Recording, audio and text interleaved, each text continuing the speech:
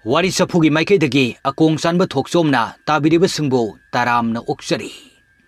Ngasi amuk tabiribasinggidamakta short story ama amuk puduna lakchari.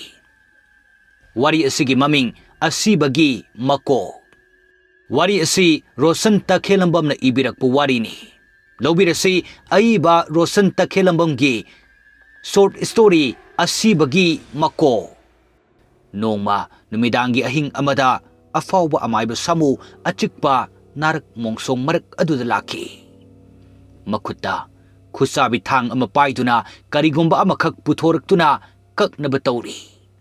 Amayba samu akoiba adu mangak leiduna kana ukhini khangkhini haibagi mawongda koyeng yengi. Matam adugi tanja aduda mana pairibadu migi makok oirami.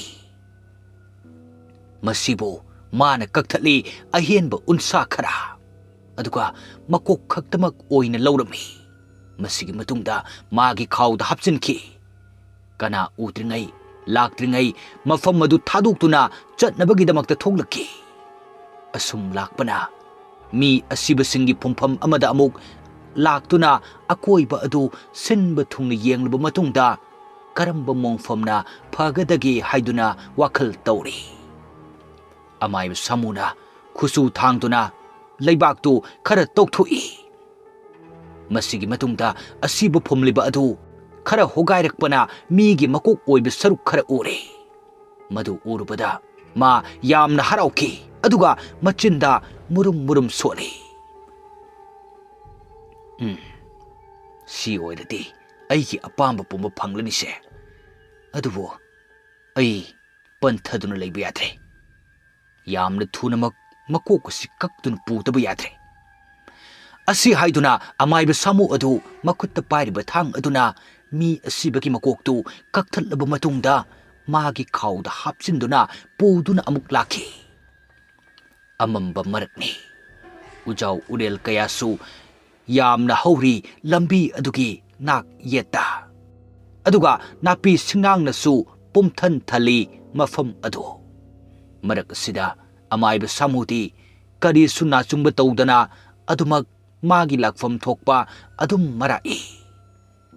Khara asum amamba marak aduda laklaba kanda lokha amada changki chentharaki loktagi ising irai kayasu mafam aduda leptuna mahakna purakhiba makoktu puthoraki aduga nungpak amada thammi. Ngaihakki matungda khubak pop phuduna machinda laison solai. Hai namu imu taibang ho. Sinai kraba nangi thawai ase aina kaurabani. Nangi chakthak aina pirabani. Sapong lao guru gi yathangni he. Masigi tanja asida khanghodana akanba nonglei nungsit kaya amasu silakhiduna nak yeta leiribu ujau urel sing adugi u pambi mayam adu makhol thokna tektharpagum haithakibagum tawrami. Matam adugi tanja aduda mi asibagi makok ani khara lenglakpagum tawri. Usilamba mamitu khangpang pangthoraktuna yenglaki amayba samuda. Harawi madu urabada amayba samu makok adu asum paikhalактuna mamayda samuna lepliba adudagi hena wangna paiduna lerami. Makok anidu nupagi ama nupigi ama oirami adubo nupigi makok oiriba adugi masa adu malang tarangi nungsina humbada phara haiduna haina humna maning tamna paidari. Machinbal musuk muduna maya adu kathorai aduga mamitusu angangba machu oibugum matawi. Khonjel thokna khonjel chawna ngangbagum tawna hairaki amayba samuda onsinduna makok ani aduna. He amayba tajau he. Aikhoigi chakthak nangna nungti numit khudingi pigadabani. Aikhoigi paramdu tao.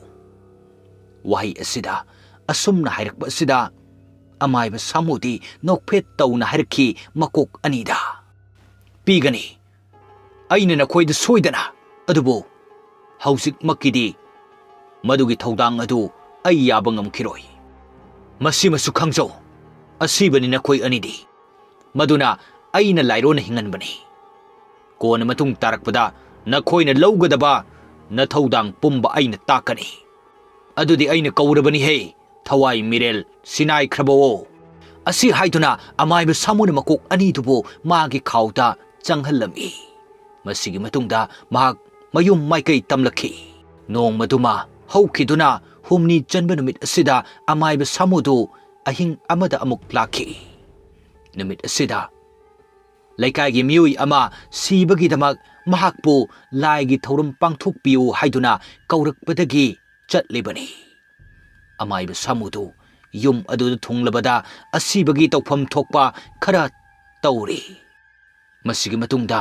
ꯄꯨꯡ ꯌꯩꯗꯨꯅ ꯂꯝꯕꯤꯗ ꯄꯨꯔꯛꯂꯤ ꯑꯁꯤꯕ ꯍꯛꯆꯥꯡ ꯑꯗꯨ ꯀꯨ ꯃꯅꯨꯡꯗ ꯍꯥꯞꯇꯨꯅ ꯃꯌꯥꯝ ꯆꯪꯗꯅ ꯊꯥꯡꯗꯨꯅ ꯄꯨꯔꯛꯂꯤ ꯂꯝꯕꯤ ꯑꯁꯤꯗ ꯃꯈꯣꯏꯒꯤ ꯃꯃꯥꯡ ꯊꯥꯗꯨꯅ ꯆꯠꯂꯤ ꯑꯃꯥꯏꯕ ꯁꯥꯃꯨꯗꯨꯁꯨ ꯑꯁꯨꯝ ꯂꯥꯛꯄꯅ ꯑꯁꯤꯕ ꯍꯛꯆꯥꯡꯗꯨ ꯐꯨꯝꯅꯅꯕ ꯇꯧꯔꯤ ꯃꯇꯝ ꯑꯗꯨꯒꯤ ꯇꯥꯟꯖꯥ ꯑꯗꯨꯗ ꯑꯃꯥꯏꯕ ꯁꯥꯃꯨꯅ ꯃꯌꯥꯝꯗ ꯆꯤꯔꯣꯟ ꯈꯗ꯭ꯔꯛ ꯑꯃ ꯇꯧꯔꯤ ꯃꯍꯥꯛꯅ ꯍꯥꯏꯈꯤ ꯂꯥꯛꯂꯤꯕ ꯃꯤꯌꯥꯝ ꯑꯗꯨꯗ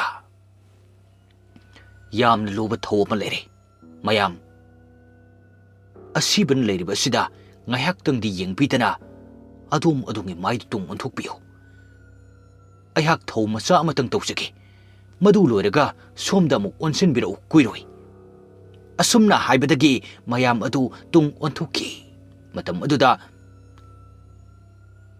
ꯑꯃꯥꯏꯕ ꯁꯥꯃꯨꯅ ꯃꯥꯒꯤ ꯈꯥꯎꯗꯒꯤ ꯈꯨꯁꯨ ꯊꯥꯡ ꯑꯗꯨ ꯂꯧꯊꯣꯛꯇꯨꯅ ꯑꯁꯤꯕ ꯑꯗꯨꯒꯤ ꯃꯉꯛꯇꯨ ꯂꯣꯟꯅ ꯇꯨꯃꯤꯟꯅ ꯀꯛꯊꯠꯂꯝꯃꯤ ꯑꯗꯨꯒ ꯍꯥꯞꯆꯤꯟꯈꯤ ꯃꯥꯒꯤ ꯈꯥꯎ ꯑꯗꯨꯗ ꯃꯁꯤꯒꯤ ꯃꯇꯨꯡꯗ ꯃꯥꯅ ꯃꯌꯥꯝꯗ ꯃꯌꯥꯝ ꯌꯥꯔꯦ ꯍꯧꯖꯤꯛꯇꯤ ꯃꯥꯏꯗꯨ ꯑꯣꯟꯁꯤꯟꯕꯤꯔꯛꯑꯣ ꯑꯁꯤ ꯍꯥꯏꯗꯨꯅ ꯑꯃꯥꯏꯕ ꯑꯗꯨꯒꯤ ꯇꯧꯒꯗꯕ ꯊꯧꯔꯝ ꯑꯗꯨ ꯑꯁꯤ ꯇꯧ ꯃꯗꯨ ꯇꯧ ꯍꯥꯏꯗꯨꯅ ꯊꯧ ꯑꯗꯨ ꯇꯧꯗꯨꯅ ꯇꯥꯛꯄꯤꯔꯗꯨꯅ ꯑꯁꯤꯕꯗꯨ ꯐꯨꯝꯂꯝꯈꯤ ꯉꯥꯏꯍꯥꯛ ꯂꯩꯔꯕ ꯃꯇꯨꯡꯗ ꯃꯌꯥꯝꯗꯨ ꯃꯣꯡꯐꯝꯗꯒꯤ ꯀꯥꯈꯠꯅꯔꯛꯈꯤ ꯁꯤꯔꯤꯕ ꯑꯗꯨꯒꯤ ꯏꯃꯨꯡ ꯃꯅꯨꯡꯁꯨ ꯃꯈꯣꯏ ꯃꯌꯨꯝꯗ ꯆꯪꯅꯍꯧꯔꯦ ꯑꯃꯥꯏꯕ ꯁꯥꯃꯨꯗꯨꯁꯨ ꯃꯌꯨꯝꯂꯣꯝꯗ ꯍꯜꯂꯛꯈꯤ ꯃꯇꯝꯁꯨ ꯌꯥꯝꯅ ꯊꯦꯡꯖꯤꯜꯂꯛꯂꯦ ꯑꯍꯤꯡ ꯅꯣꯡꯌꯥꯏ ꯑꯗꯨꯗ ꯄꯨꯈ꯭ꯔꯤꯗ ꯀꯨꯝꯗꯨꯅ ꯏꯔꯨꯖꯔꯦ ꯃꯌꯨꯝꯗ ꯆꯪꯂꯛꯏ ꯑꯗꯨꯒ ꯃꯥꯅ ꯄꯨꯔꯛꯂꯤꯕ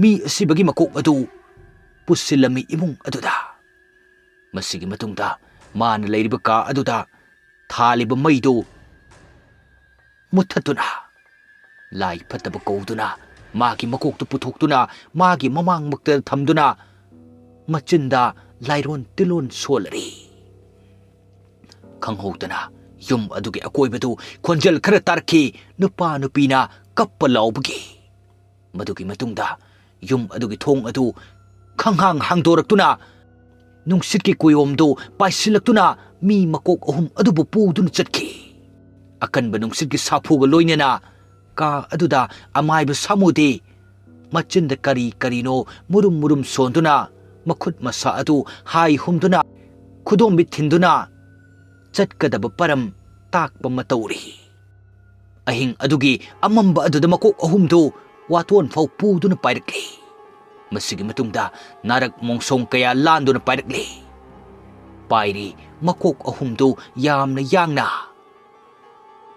ꯌꯧꯁꯤꯟꯈꯤ ꯑꯆꯤꯛꯄ ꯂꯝꯍꯥꯡ ꯑꯃꯗ ꯇꯥꯁꯤꯟꯈꯤ ꯏꯈꯣꯡ ꯑꯣꯏꯕ ꯂꯝꯕꯤ ꯂꯝꯂꯣꯡ ꯑꯍꯨꯝ ꯐꯥꯡꯕ ꯑꯗꯨꯗ ꯆꯦꯜꯂꯤꯕ ꯏꯈꯣꯡ ꯑꯗꯨꯒꯤ ꯏꯃꯥꯏꯗ ꯃꯀꯣꯛ ꯑꯍꯨꯝꯗꯨ ꯅꯤꯡꯉꯥꯏꯗꯅ ꯃꯤ ꯈꯔ ꯂꯩꯕꯒꯨꯝꯅ ꯀꯔꯤꯁꯨ ꯈꯟꯗꯅ ꯂꯩꯔꯤ ꯃꯁꯤꯗ ꯀꯅꯥꯒꯨꯝꯕ ꯑꯔꯥꯛꯄ ꯃꯤꯑꯣꯏ ꯑꯃꯠꯇꯅ ꯃꯤꯀꯣꯛ ꯈꯛꯇꯅꯤ ꯍꯥꯏꯕꯁꯤ ꯈꯪꯕ ꯉꯝꯂꯣꯏ ꯉꯥꯏꯍꯥꯛꯀꯤ ꯃꯇꯨꯡꯗ ꯂꯩꯀꯥꯏ ꯑꯗꯨꯒꯤ ꯋꯥꯀꯣꯏ ꯁꯨꯕ ꯄꯥꯝꯖꯕ ꯃꯤꯑꯣꯏ ꯈꯔ ꯁꯥꯅꯩ ꯌꯨꯅꯩꯗꯨꯅ ꯂꯥꯛꯂꯝꯈꯤ ꯂꯥꯎꯗꯨꯅ ꯂꯩꯀꯥꯏ ꯑꯁꯤꯗ ꯑꯐꯥꯎꯕ ꯃꯤ ꯀꯅꯥ ꯂꯩꯒꯦ ꯊꯣꯛꯂꯛꯎꯅꯦ ꯐꯨꯗꯠꯅꯒꯦꯅꯦ ꯑꯩꯈꯣꯏꯅ ꯀꯤꯕꯤꯒꯗꯕ ꯃꯥꯟꯕ꯭ꯔꯣ ꯀꯅꯥꯝ ꯃꯋꯥ ꯂꯧꯗꯦ ꯍꯥꯏꯁꯤꯅꯦ ꯑꯩꯈꯣꯏꯅ ꯑꯁꯦꯡꯕꯅꯤ ꯂꯧꯗꯦ ꯍꯥꯏꯁꯤꯅꯤꯀꯣ ꯑꯩꯈꯣꯏꯅ ꯀꯅꯥꯝꯇ ꯗꯔꯀꯥꯔ ꯇꯥꯗꯦ ꯍꯥꯏꯁꯤꯅꯤ ꯑꯁꯨꯝꯅ ꯍꯥꯏꯗꯨꯅ ꯃꯈꯣꯏꯁꯤꯡ ꯑꯗꯨ ꯂꯥꯎꯗꯨꯅ ꯂꯥꯛꯂꯤ ꯏꯈꯣꯡ ꯑꯗꯨꯗ ꯅꯨꯄꯤꯒꯤ ꯁꯝꯂꯥꯡ ꯈꯔ ꯏꯆꯣꯏ ꯆꯣꯏꯅ ꯇꯧꯗꯨꯅ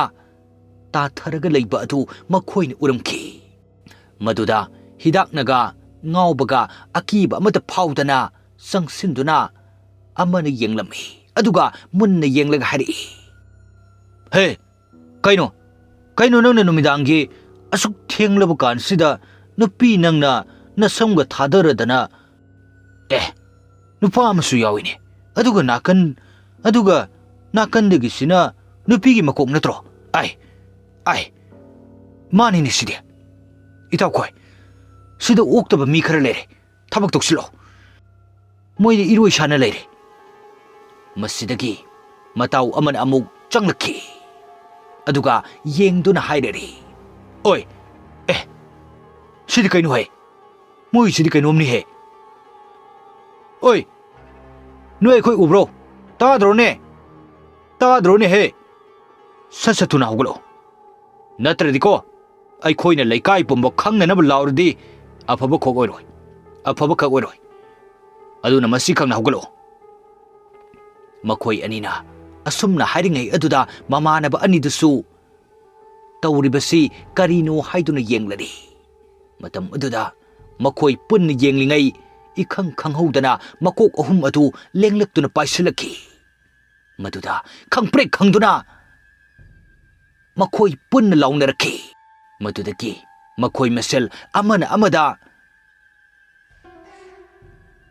chelo aikhoi thawai mangba tare haiduna kadai danu khangdana maigei salai khangda makai chenari makok ahum adu asum pairektuna makhoi bu tanarkli nupa sing adu laikai adugi yum amada chensinduna kauri o kana leibage aikhoi gi thawai amukta kanbiyo o thongse amukta hangbiyo madudagi yum adugi imung manungna araduna thong adu hanglami makoisu khangnai khangde khangnade khangde mathwai hinglabadi haiduna chensilami yum adugi imung manungna hanglami makhoi kari tawbu yawrabano haiduna makhoi gi mong matau aduda nupasing aduna su makhoi na thengnarakhiba pumba adu tamlami makhoi na yum adudagi imung aduda ngangnari matam adugi tancha adumaktada khanghodana ahouba makhol amada thomjal ai thong aduda mayam adusu ipa pakatna ngakchana ni yengnai haina khitumina karino hujikidaba ahallamandi natai chadaba thodok aduda yamna kinakhi aduga angang sing adudi kibadagi kablai asida chensin khibana pa sing dudi makhoigi mamittaga ukriba aduga henadum mipai thirami asumna leiringai matam aduda amukasu thong aduda khanghodana bom launa thumjalai mayam adu machin mention aduna akiba singdu khangduna leinari mityeng kiruk yengnaduna thak nikpa makhai leiri asum masigi tancha asida amuk yum thakta makok singduna bom launa sapu kanna thomjalai akiba amagi masakni